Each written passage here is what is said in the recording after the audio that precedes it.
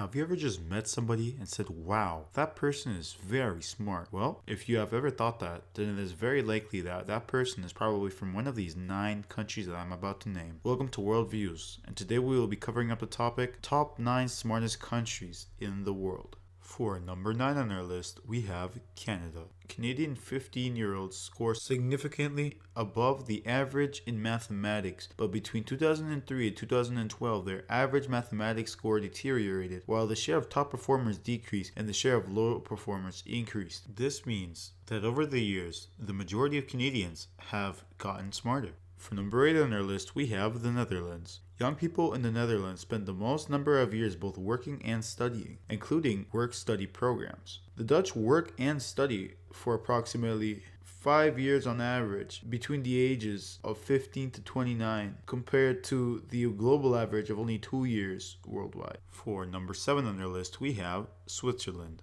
Swiss 15 to 29-year-olds tend to stay in school through upper secondary. Among 15 to 29-year-olds, 79% continued their studies, and 12% were employed, and 9% were neither employed nor in education or training. Compared to the world average of 69% continuing their studies, 16% being employed, and 15% neither employed nor in education or training, this is a pretty good ratio. Knowing this fact, would you want to raise your kids in Switzerland? Let us know down in the comments below. Number 6. Finland. According to the PISA 2012 results, Finland was not only among the top performing countries in mathematical skills, but also one of the few in which boys performed as well as girls. The socioeconomic background of the students also had a weaker impact on their results than the average. Yay for equality. Number 5 on our list is Taiwan.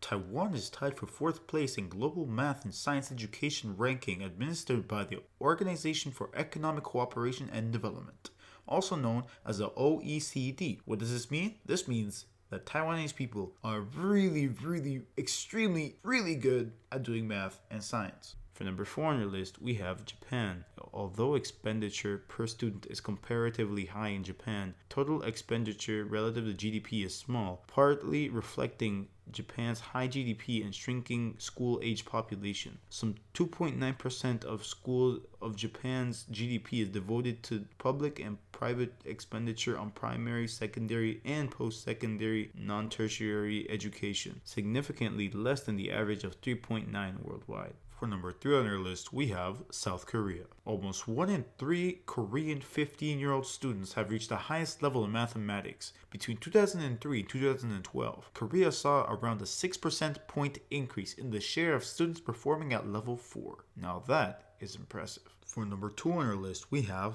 Hong Kong. Hong Kong 15-year-old students ranked 2nd in both reading and scientific literacy and 3rd in mathematical literacy, demonstrating that their performance in these areas is among the best at an international level. Last but not least, we have Singapore on our list. Approximately 9 out of 10 students in Singapore can complete the tasks at the baseline level or higher in problem solving, and the majority of 15-year-olds in Singapore can complete tasks at level 4, which means that they are able to engage in moderately complex situations in a systematic way. Next time you see a Singaporean, be sure to compliment them on their wits.